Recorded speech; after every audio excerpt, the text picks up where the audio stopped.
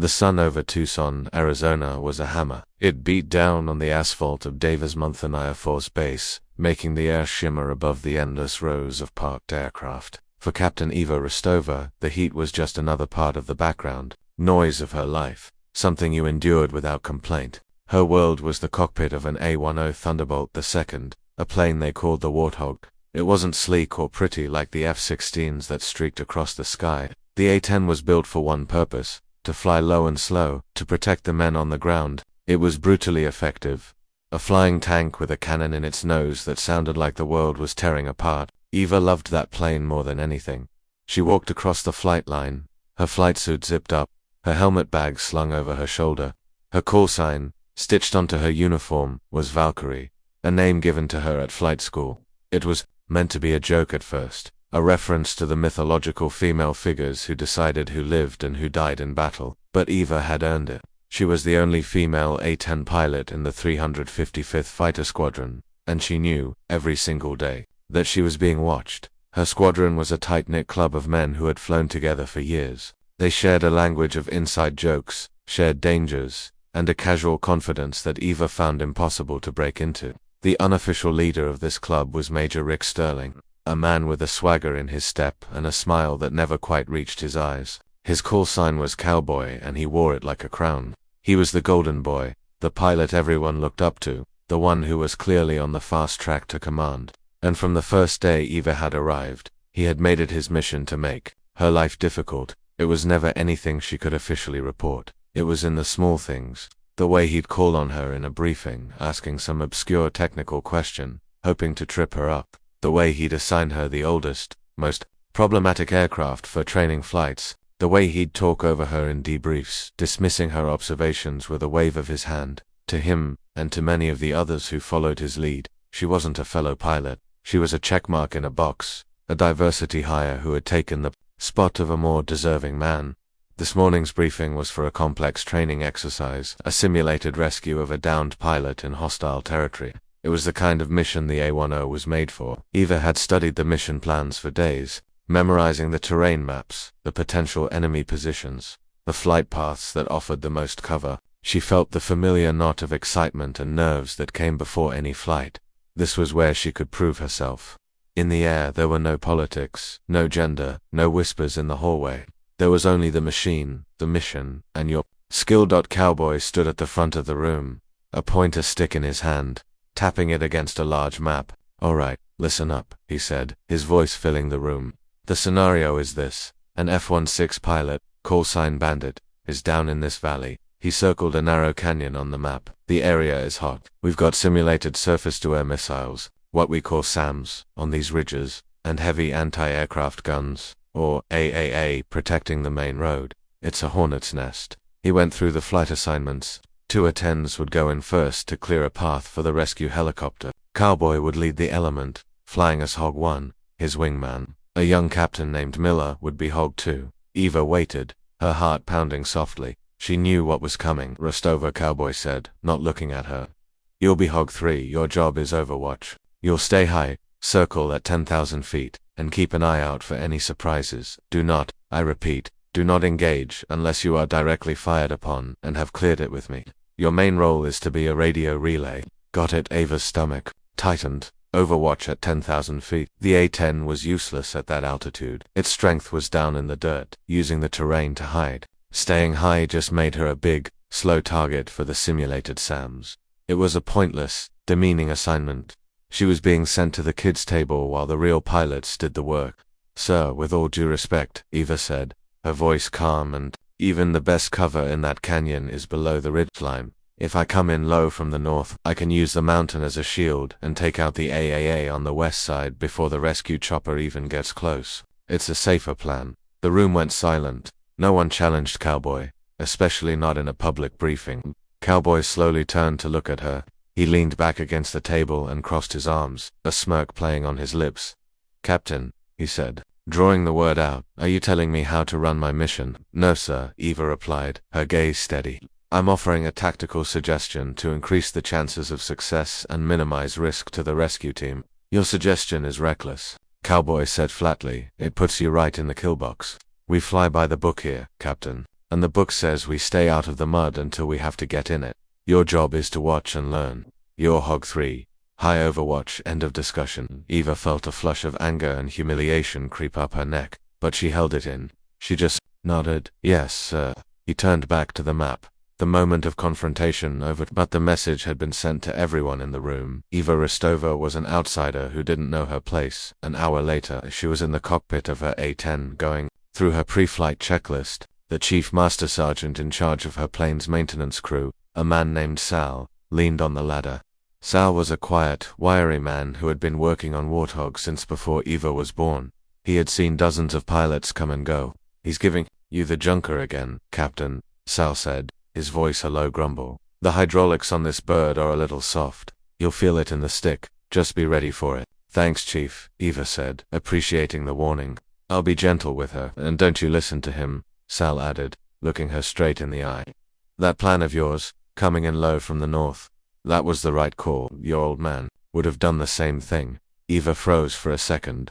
No one ever mentioned her father. He had been a legendary A-10 pilot himself, a hero from the First Gulf War, but his career had ended in disgrace after a mission went wrong, a mission where civilians were killed. He was blamed, court-martialed, and pushed out of the Air Force. He died a few years later, a broken man. Eva had spent her whole life trying to escape the shadow of his tarnished legacy, to prove that the Rostova name could still mean something honorable. You knew my father? She asked quietly. I was his crew chief, Sal said with a sad smile. He was the best I ever saw. Fearless. He always trusted his gut. You've got the same look in your eye. Don't let them take that from you. With those words, Sal patted the side of the cockpit and climbed down the ladder. He gave her a thumbs up. Eva took a deep breath. The old man's words, a small piece of armor around her heart. She closed her canopy, the roar of the world outside, fading to a dull hum. It was time to fly. The exercise went exactly as she expected. Calbo and his wingman went in, guns blazing. From her high perch at 10,000 feet, Eva watched their progress on her targeting pod display. They took out some of the initial threats, but they missed the anti-aircraft gun hidden in a cluster of rocks on the west side of the canyon.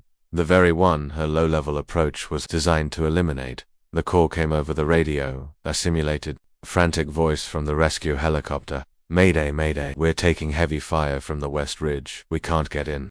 Hog 3, do you have eyes on? Cowboy's voice was tight with annoyance. Ava's screen showed the blinking red diamond of the AAA gun. It had a clear shot at the helicopter's landing zone. Hog 1, I have eyes on. It's the AAA placement I warned about. Request permission to engage. There was a pause. Eva could imagine Cowboy on the other end of the radio, his jaw clenched. He had made a mistake, and she had seen it. Admitting it now would be a public humiliation. Negative, Hog 3, he finally said. Your angle is no good from up there. You'll miss and hit the rescue team. Stay put. Hog 2 and I will circle back and handle it. Eva watched in disbelief as Cowboy and his wingman began a wide sweeping turn. It would take them at least 2 minutes to get into position. In a real firefight, the helicopter and the pilot on the ground would be dead by then.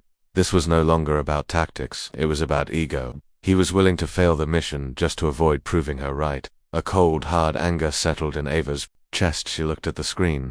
The helicopter was retreating, the mission was a failure, and she was sitting up here, a spectator, following orders that made no sense. Sal's words echoed in her mind. Trust your guts. Don't let them take that from you. She took a breath. Hog 1, I have a clear shot, she said, her voice like ice. It wasn't a request this time, it was a statement. Before he could respond, she pushed the stick forward, rolling her big, heavy plane onto its side and diving toward the earth. The world turned from a map into a terrifying, fast-approaching reality. The warnings in her headset blared as she dropped through the altitudes. 10,000 feet, 9-8, she ignored them. She was no longer an observer, she was a hunter.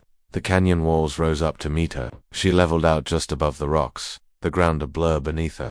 The red diamond of the enemy gun filled her screen.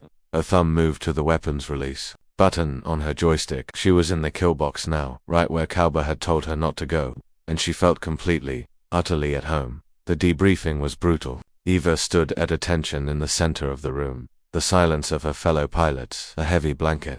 On the main screen, the recording from her targeting pod played for everyone to see.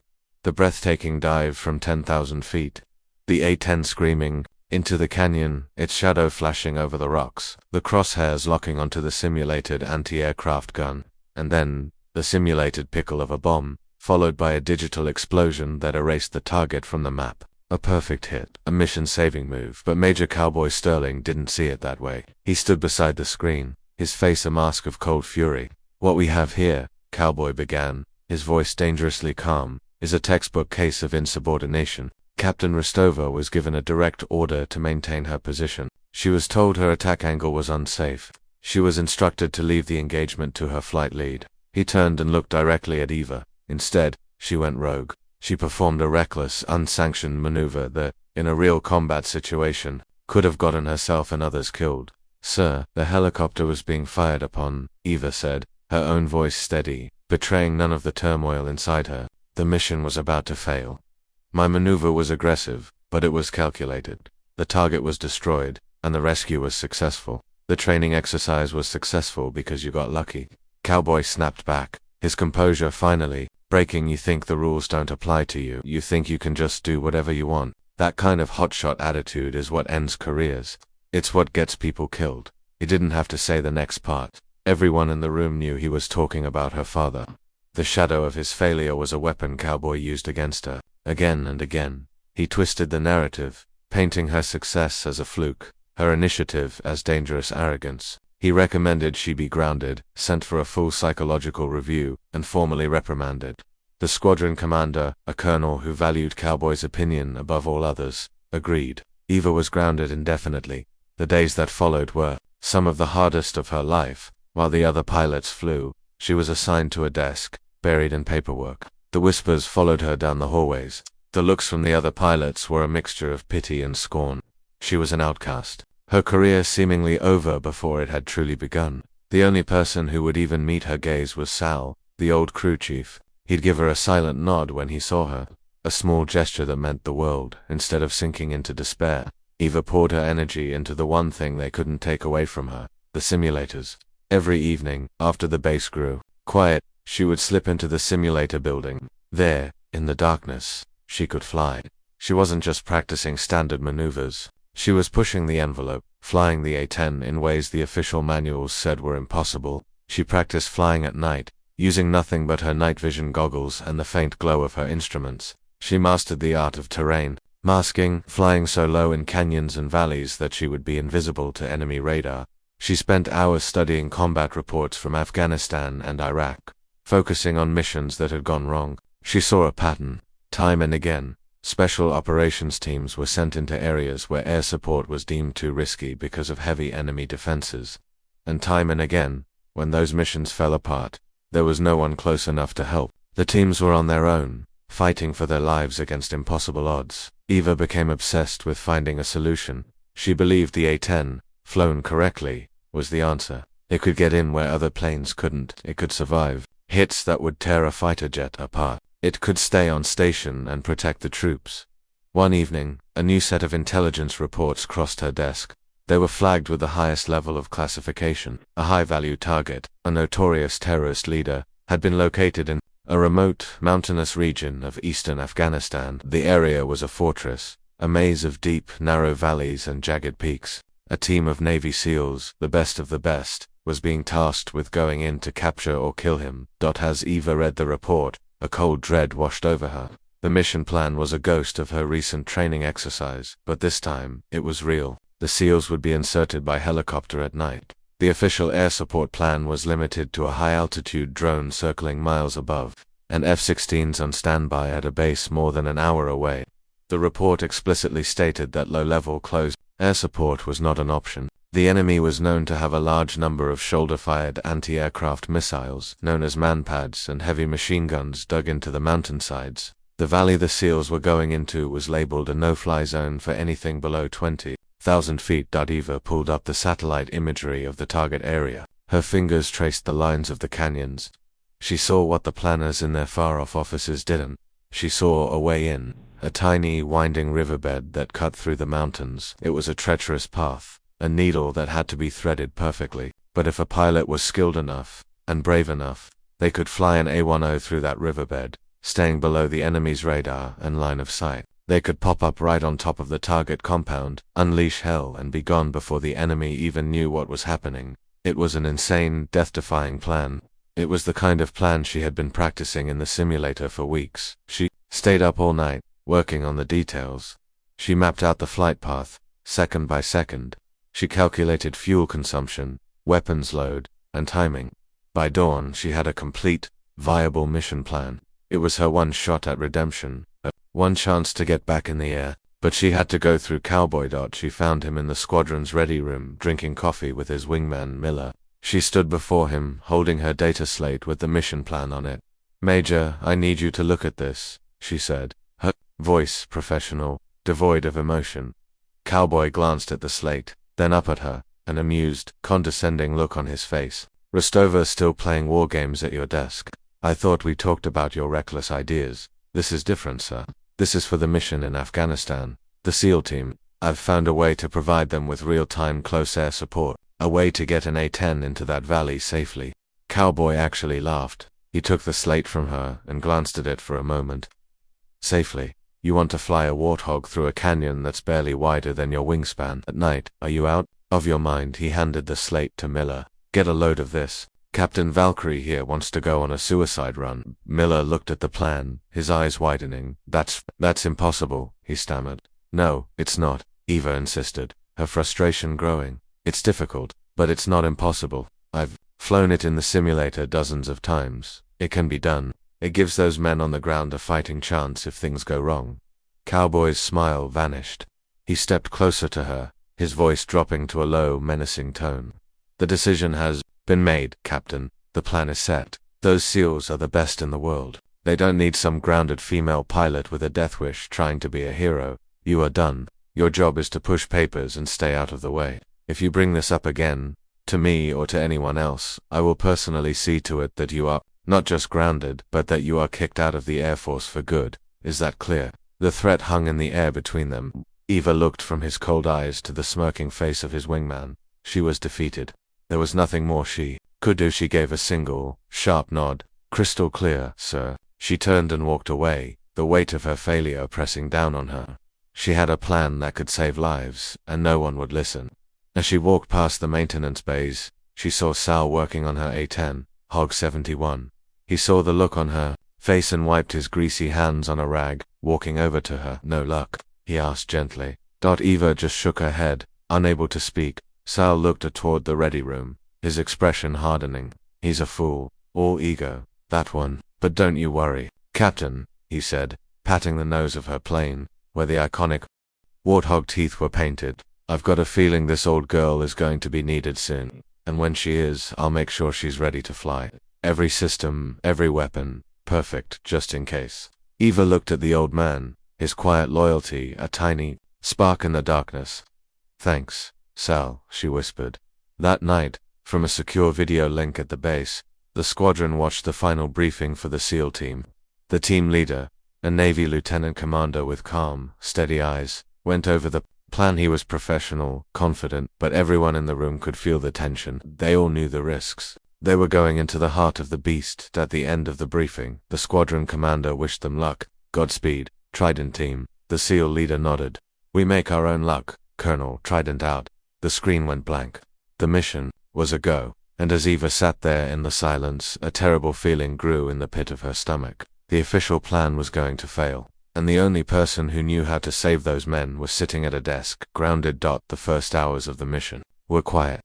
In the dimly lit command center at Davis-Monthan, the mood was tense. A large screen on the front wall showed a grainy black and white image from the high-altitude drone circling over Afghanistan. It was a top-down view of a landscape of dark, jagged mountains. A green circle indicated the target compound. Eva sat at a small console in the back of the room, her official job to monitor communications. She felt like a caged animal, forced to watch from a distance as history unfolded. Major Cowboy Sterling was at the main console, looking confident and relaxed, occasionally sharing a quiet joke with the base commander. The first radio call came from the lead helicopter, a stealthy Black Hawk. "Phoenix 1 is 5 minutes out from the LZ. Weather is clear so far, so good." The landing zone, or LZ, was a small, flat area, about a mile from the terrorist compound. The plan was for the SEALs to land, move in on foot under the cover of darkness, and hit the target. Eva leaned forward, her eyes glued to the drone feed. She saw the two helicopters,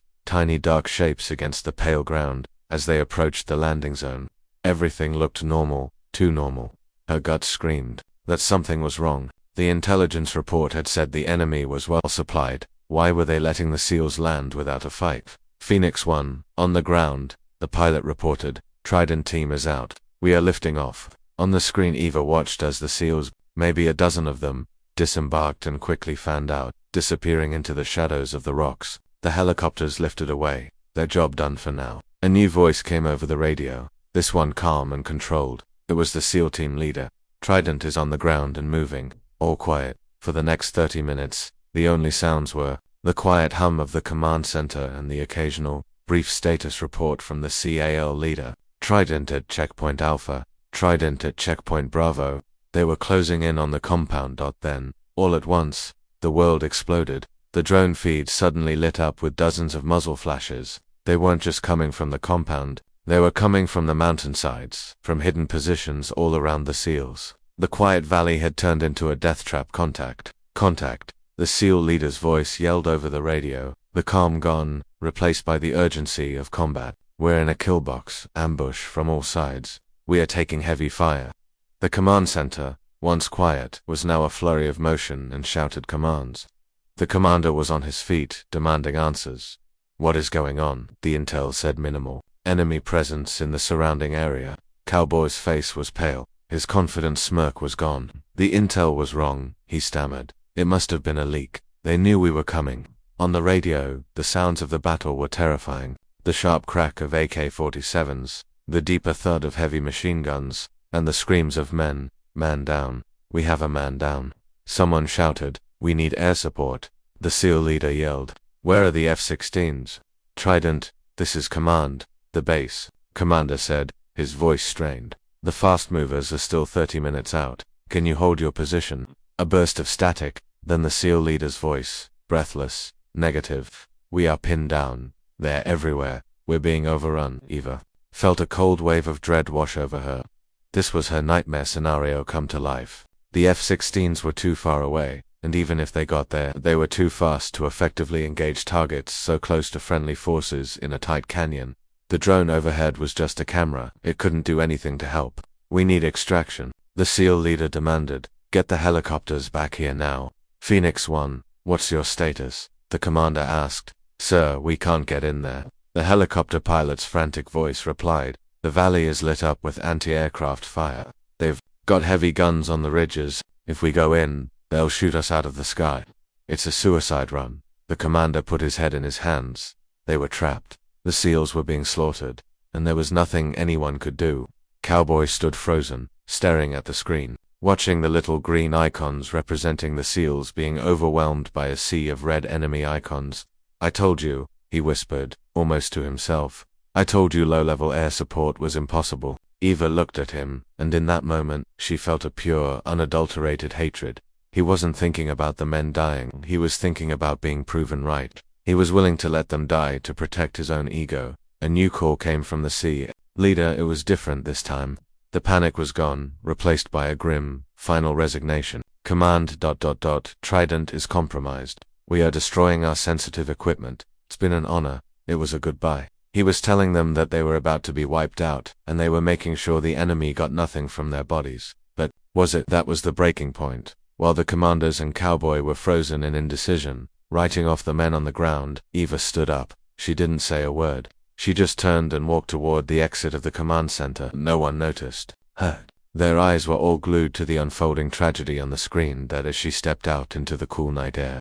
Her mind was perfectly clear. There were no more doubts, no more fears. There was only the mission. She knew what she had to do. Her career was over. She would be court-martialed, sent to prison. She would disgrace her family name, just like her father. But she was not going to sit by and listen to those men die on the radio. She started running, across the asphalt, toward the maintenance hangars. The big, dark shape of her A-10 Hog 71 was sitting under the lights, exactly where Sal had left. It as if he knew, and there he was, standing by the ladder, a tool cart next to him, the Chief Master Sergeant. He saw her coming, saw the look of fierce determination in her eyes. He didn't ask any questions, he didn't need to. He had heard the same radio calls she had. "I had a feeling you'd be coming, Captain," he said, his voice calm. "She's fully fueled and fully armed. I topped her off myself. Bombs, rockets, and a full drum for the cannon. She's ready to hunt." A small team of Sal's most trusted ground crew emerged from the shadows. They moved with a quiet, urgent efficiency, pulling chocks, unplugging power carts, running through the final checks. They were all taking a huge risk. They could all be court-martialed alongside her, but not one of them hesitated. "Thank you," Sal Eva said, her voice thick with emotion as she climbed the ladder. "Just get him home, Captain," he said, his hand on her shoulder. "Get our boys home." She strapped herself into the cockpit, her hands moving with practiced speed over the switches and buttons. The familiar sequence of bringing the Warthog to life was calming, focusing. The twin engines whined, then roared into a steady, powerful hum. The canopy slid down, sealing her inside her own world. She taxied out of the hangar and onto the main runway. The tower immediately came to life in her headset. "Hog 71. You are not cleared for takeoff. I repeat, you are not cleared. Return to your hangar immediately." Eva ignored it. She pushed the throttles all the way forward. The big plane surged ahead, pressing her back into her seat. Then, a new voice cut through the chatter, sharp and furious. It was Cowboy. He must have seen her leave. "Valkyrie, what in God's name do you think you're doing? I am ordering you to stand down. That is a direct order. Abort your takeoff now." Eva steered the plane down the center line, our runway lights flashing past. She pulled back on the stick, and the heavy A-10 lifted gracefully into the black sky. She was airborne. She clicked her radio microphone once. A single, clear transmission. "Negative, Cowboy." She banked the plane hard to the east, toward the rising sun, toward Afghanistan, toward the men who were dying in a dark valley on the other side of the world. She was no longer Captain Eva Rostova, she was Valkyrie, and she was going to war. The flight was a long, lonely journey into darkness. For hours, Eva flew east, a solitary ghost in the vast empty sky. Her world shrank to the green glow of her cockpit instruments and the steady roar of her twin engines. There was no one to talk to.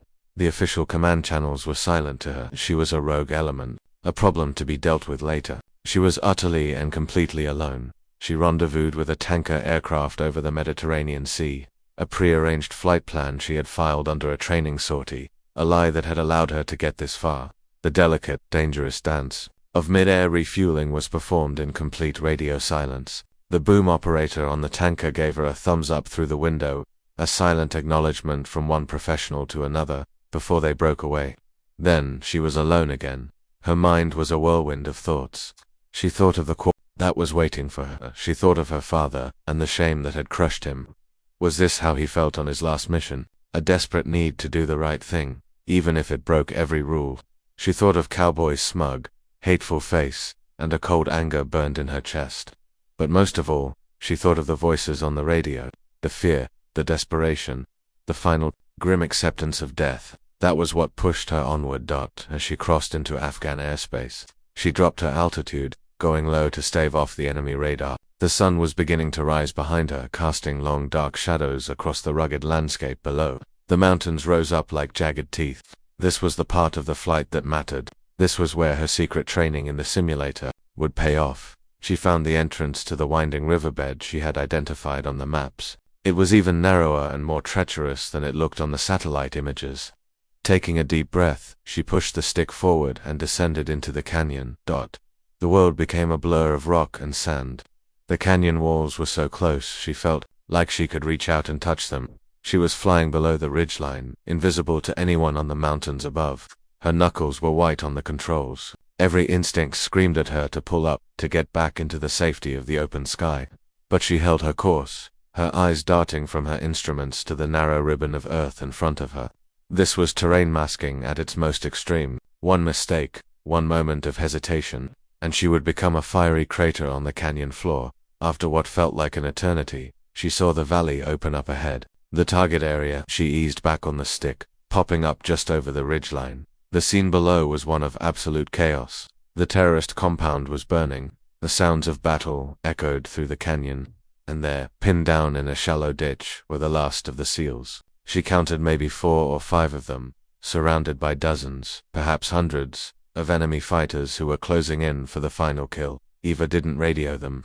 She didn't announce her presence, she just acted. Her thumb moved to the cannon switch. On her joystick, she rolled the A-10 onto its side, pointed the nose at the largest concentration of enemy fighters, and squeezed the trigger.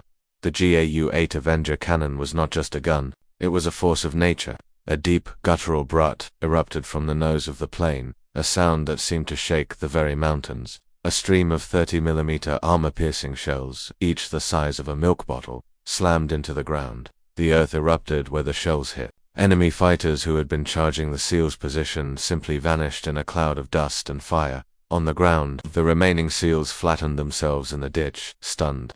They had been fighting for hours, convinced they were about to die. They had no idea where this sudden, violent salvation had come from. The team leader, a lieutenant commander named Jake, risked a look over the edge of the ditch. He saw the A-10, the legendary Warthog, as it pulled up from its dive, its wings almost scraping the canyon walls. It was the most beautiful thing he had ever seen. "Where the hell did you come from?" he whispered into his radio, not knowing if anyone could even hear him. Eva didn't have time to answer. She was already lining up her next attack. Enemy fighters on the eastern ridge were firing heavy machine guns at her. She ignored the tracer rounds, zipping past her canopy, and fired a pair of Maverick missiles. The missiles streaked from their rails, guiding themselves to the heat of the machine gun barrels. Two massive explosions turned the enemy position into a smoking ruin. She circled the battlefield like a vengeful angel of death. She was a master of her craft, a surgeon with a very big scalpel. She saw a group of fighters trying to set up a mortar. A burst from her cannon silenced them forever. She saw another group trying to flank the SEALs from behind. A salvo of rockets turned their attack into a panicked retreat. She was in a deadly dance with the enemy. They were firing everything they had at her. Shoulder-fired missiles streaked past her wings. The sky was filled with the black puffs of anti-aircraft fire. Her warning systems were screaming, a constant high-pitched wail in her ears. A heavy machine gun round slammed into her right wing, and the whole plane shuddered. But the A-10 was built to take a beating. She checked her instruments. The damage was minor. She kept fighting. Finally, with the immediate threats eliminated, she keyed her microphone, connecting to the SEAL's frequency. Her voice was calm, steady, a stark contrast to the chaos around them. "Trident Team, this is Valkyrie. I'm your close air support. How can I help?" There was a moment of stunned silence on the other end. Then Jake's voice, strained but filled with a profound, overwhelming relief, came back. "Valkyrie, my God, you're an angel. We're marking targets for you. We've got enemy armor coming down the main road." "I see them," Eva replied. "Consider them gone." She flew back down the valley, lining up on the two armored trucks that were racing toward the battle. She unleashed the rest of her rockets, walking them right up the road and engulfing the vehicles in a massive fireball. For the next 20 minutes, Eva and the SEALs worked together in perfect harmony. They were a team, forged in the heat of battle. Jake would call out targets, and Eva would destroy them. The enemy's attack, once a coordinated assault, had devolved into a panicked scramble for survival. They had never faced anything like this. They were being hunted by a relentless, unstoppable force from the sky. The balance of power had shifted completely. The hunters had become the hunted. "Valkyrie, this is Phoenix 1, the voice of the rescue helicopter pilot crackled in her ear. "The enemy fire has slacked off. We think we can get in now. Can you cover us?" "That's a big affirmative." "Phoenix," Eva said. "The landing zone is clear. I'll keep the bad guys busy. Come on in and get your people." As the rescue helicopter made its final approach, Eva made one last, low pass over the battlefield. She fired the last of her cannon rounds into the remaining enemy positions, a final, defiant statement.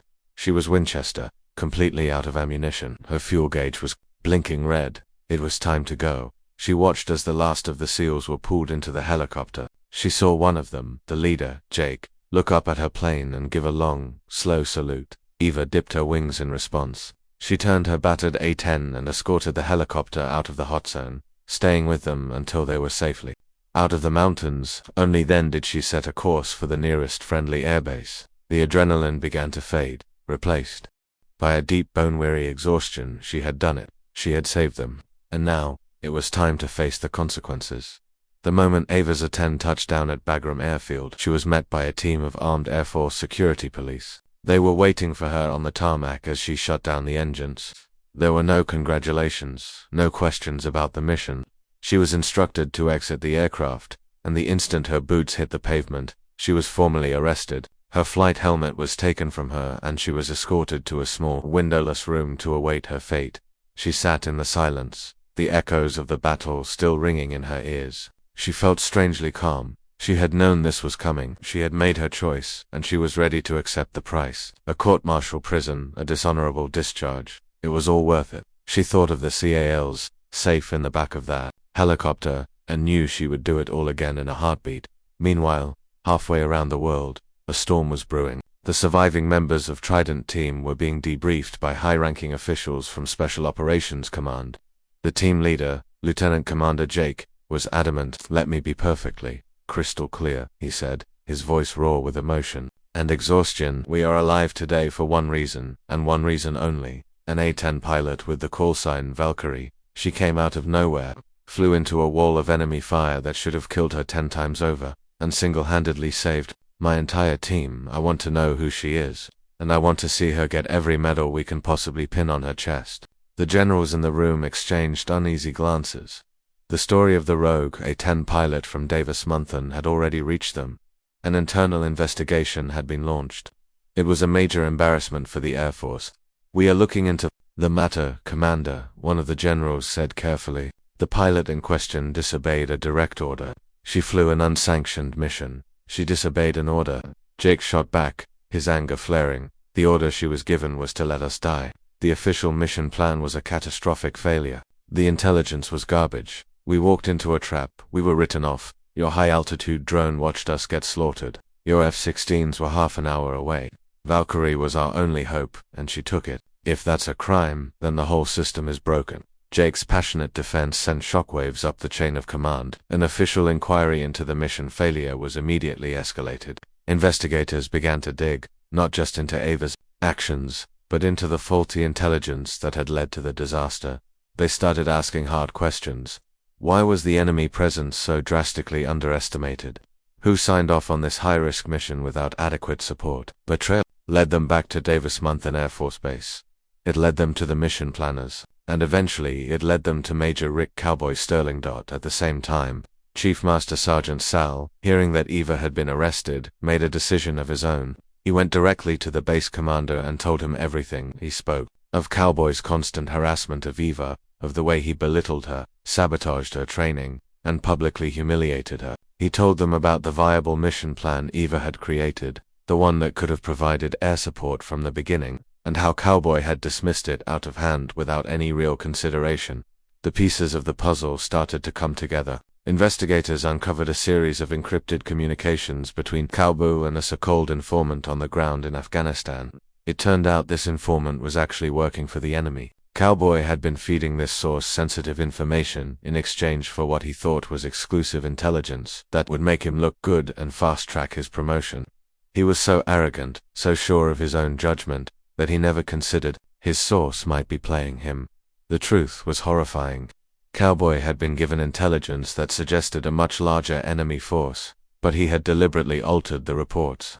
He downplayed the risk because he wanted the glory of a successful SEAL mission on his record. When Eva presented her low-level support plan, he couldn't allow it. If she flew that mission and succeeded, she would be the hero, not him. Worse, if she was right about the danger, it would expose his own incompetence. So he buried her plan, mocked her, and sent the SEALs into a trap, fully prepared to let them die to protect his own career and his fragile ego.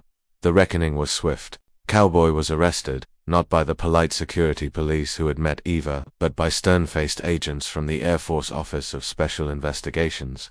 He was charged with dereliction of duty, falsifying official reports, and, most seriously, contributing to the deaths of the SEALs who had been killed in the ambush. His career wasn't just over. He was facing a lifetime in military prison. A week later, Eva was flown back to the United States. She was brought before the commander of Air Combat Command at Langley Air Force Base. She walked into his office expecting to be read her charges. Instead, she saw Lieutenant Commander Jake and the 3 other survivors of his SEAL team, all standing tall and straight. As she entered, Jake called out, "Attention!" Eva stopped, confused. The SEALs, all of them, raised their hands in a sharp, perfect salute. It was the highest sign of respect a soldier could give.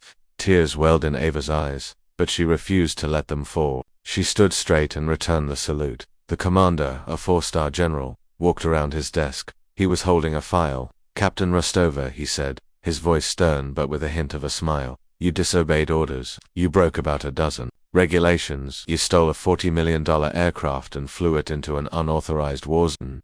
He paused, letting the words hang in the air. "You also demonstrated a level of courage, skill, and initiative that I have rarely seen in my entire career. You saved the lives of these men. The charges against you have been dropped." He opened the file and tore the papers inside in half, dropping them into the wastebasket. "The investigation into your father's final mission has also been reopened," the general continued softly. "New evidence suggests he was made a scapegoat for a failure in command, much like what Major Sterling tried to do to you. It seems a deep sense of justice runs in your family." From another file, he pulled out a small velvet box. "For your actions in the Shigel Valley, for your extraordinary heroism and selfless devotion to your fellow warriors, it is my great honor to present you with the Air Force Cross." He pinned the medal, the second highest award for valor, onto her uniformed. Artiva looked from the medal to the faces of the men she had saved. She saw no judgment, no doubt. She saw only gratitude and respect. In that moment she was no longer the outsider, the girl who didn't belong. She was no longer living in her father's shadow. She had forged her own legacy, in the cockpit of a warthog, in a dark valley on the other side of the world. The final scene was back at Davis Monthan. Eva, now a hero, walked across the flight line toward her A-10. Sal was there, polishing the glass of the canopy, a huge grin on his face. The sun was setting, painting the sky in shades of orange and purple. Other pilots, including Miller, cowboys, old wingman, watched her. They no longer saw a diversity hire.